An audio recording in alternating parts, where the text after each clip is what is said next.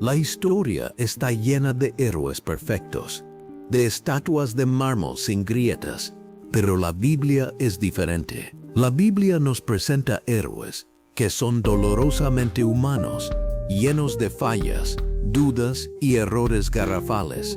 Y quizás no hay mejor ejemplo de esto que la vida de David.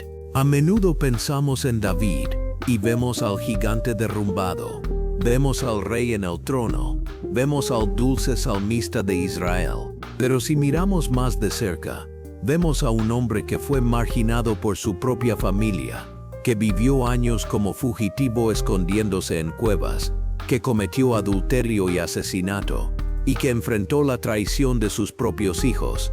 Sin embargo, Dios miró a este hombre complejo y dijo: «He hallado a David, varón conforme a mi corazón». ¿Cómo es eso posible? ¿Cómo puede un hombre con tantos errores ser alguien conforme al corazón de Dios? Esa es la pregunta que vamos a explorar hoy. La vida de David nos enseña que Dios no busca perfección, busca dirección, busca un corazón que aunque tropiece, siempre caiga en dirección a Él. Acompáñame en este viaje desde los pastizales de Belén hasta el palacio de Jerusalén, y descubramos qué lecciones tiene la vida de David para nosotros hoy. Todo comienza en el anonimato, cuando el profeta Samuel llega a la casa de Isaí para ungir al próximo rey. David ni siquiera es invitado a la reunión. Estaba allá afuera, con las ovejas, haciendo el trabajo sucio y aburrido. Sus hermanos eran altos, fuertes, con apariencia de guerreros, pero Dios le dijo a Samuel una frase que define todo el reino de los cielos: «El hombre mira lo que está delante de sus ojos, pero Jehová mira el corazón». La primera lección de David es la fidelidad en lo oculto. Antes de matar a Goliat públicamente, David mató osos y leones en privado, cuando nadie lo veía. Muchos de nosotros queremos la plataforma, queremos el reconocimiento, queremos matar al gigante frente a la multitud, pero despreciamos el pastizal, despreciamos los años de preparación en soledad. Si no puedes ser fiel cuidando las pocas ovejas en el desierto, Dios no te confiará el trono de Israel. Tu carácter se forja cuando nadie te aplaude. Dios estaba preparando a un rey en el corazón de un pastor. Luego viene el momento más famoso, Goliat. Pero fíjate en algo interesante. Todo el ejército de Israel veía a un gigante invencible. Estaban paralizados por el miedo. David, sin embargo, vio algo diferente. Él no vio a un gigante. Él vio a un hombre incircunciso desafiando al Dios vivo. La diferencia no estaba en la habilidad militar, estaba en la perspectiva. David tenía una perspectiva teocéntrica. Mientras los demás comparaban a Goliat con ellos mismos y decían: «Es demasiado grande para vencerlo», David comparó a Goliat con Dios y pensó: «Es demasiado grande para fallar el tiro». Los gigantes en tu vida, deudas, enfermedad, crisis matrimonial, se verán imposibles si los comparas con tus fuerzas, pero si los mides contra el tamaño de tu Dios, se vuelven insignificantes. La fe es cuestión de enfoque, pero la vida de David no fue solo victorias. Después de la unción y la victoria, vino el desierto. David pasó años huyendo del rey Saúl, quien quería matarlo por celos. Aquí vemos otra lección crucial: el respeto por la autoridad y los tiempos de Dios. David tuvo oportunidades de matar a Saúl y tomar el trono por la fuerza. Sus hombres le decían: «Dios te lo ha entregado». Pero David dijo: «No extenderé mi mano contra el ungido de Jehová». David entendía que el fin no justifica los medios. Si Dios le dio el trono, Dios lo pondría en él. No necesitaba forzar la puerta. ¿Cuántas veces nosotros intentamos ayudar a Dios acelerando procesos, manipulando situaciones, pisando a otros para subir? David esperó, y esa espera pulió su carácter. Aprendió a depender de Dios para su supervivencia diaria en las cuevas de Adulam.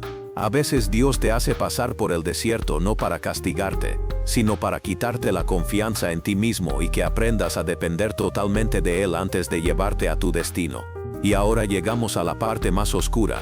David el rey, David en la cima, y en la cima David cae bajo con Betsabé. Adulterio, engaño, asesinato para encubrirlo. Es un desastre moral.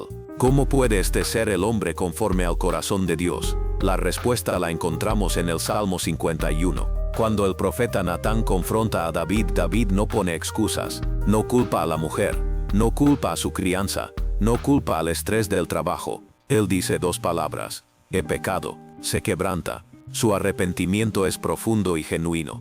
Saúl también pecó, pero cuando fue confrontado se preocupó por su imagen pública. David se preocupó por su relación con Dios. Contra ti solo he pecado, clamó. Lo que hace a David un hombre conforme al corazón de Dios no es que nunca cayó, sino que nunca se quedó en el suelo. Y aquí está la clave: no solo se levantaba cuando caía, sabía hacia dónde levantarse. Pero hay algo más profundo aún en el corazón de David. No solo fue un hombre que se arrepentía cuando fallaba, fue un hombre que amaba la presencia de Dios por encima de todo. Cuando David peca y es confrontado, él no clama primero por el trono, ni por la reputación, ni siquiera por la paz en su casa. Él clama: no me eches de delante de ti, y no quites de mí tu Santo Espíritu. Para David, perder la comunión con Dios era peor que perder el reino. Eso revela dónde estaba realmente su corazón.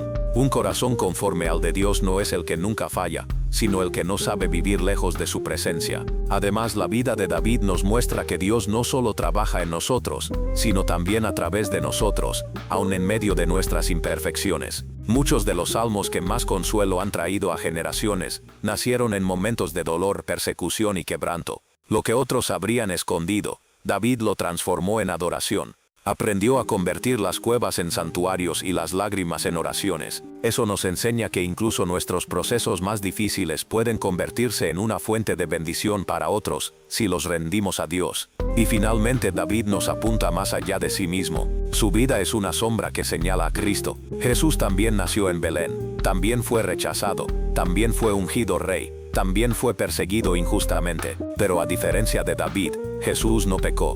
Él cargó con el pecado que David confesó, con el tuyo y con el mío. Donde David falló, Cristo triunfó perfectamente. Y gracias a eso, hoy no nos acercamos a Dios confiando en nuestro desempeño, sino en su gracia. Así que cuando Dios busca un corazón conforme al suyo, no busca corazones impecables, sino corazones rendidos, corazones que escuchan su voz, que se duelen por el pecado, que aman su presencia y que confían en su misericordia. Ese corazón sigue siendo valioso hoy. Ese corazón sigue siendo buscado por Dios. Que esta historia nos recuerde que Dios no ha terminado con nosotros, que nuestro pasado no cancela su propósito, y que como David podamos aprender a levantarnos, adorar, arrepentirnos y seguir caminando. Porque al final no se trata de cuántas veces caemos, sino de hacia dónde corremos cuando caemos. Y David siempre corrió hacia Dios, sabía dónde ir a buscar misericordia, entendía la gracia antes de que llegara la cruz. La vida de David nos enseña que tu pecado no es el final de tu historia si hay arrepentimiento genuino. Las consecuencias de su pecado fueron severas y dolorosas. Sí, la espada no se apartó de su casa, pero Dios restauró su alma y continuó usándolo. Dios es experto en tomar pedazos rotos y hacer obras maestras. Quizás hoy te sientes como David en el pastizal, olvidado e insignificante. Sé fiel ahí, Dios te ve. Quizás estás frente a un gigante. Cambia tu perspectiva y mira a Dios. Quizás estás en el desierto esperando una promesa. Ten paciencia, el tiempo de Dios es perfecto. O quizás te sientes como David después de su caída, sucio y descalificado. Te tengo noticias, la gracia de Dios es mayor que tu pecado. Corre hacia Él, no lejos de Él. El mismo Dios que levantó a David, te puede levantar a ti.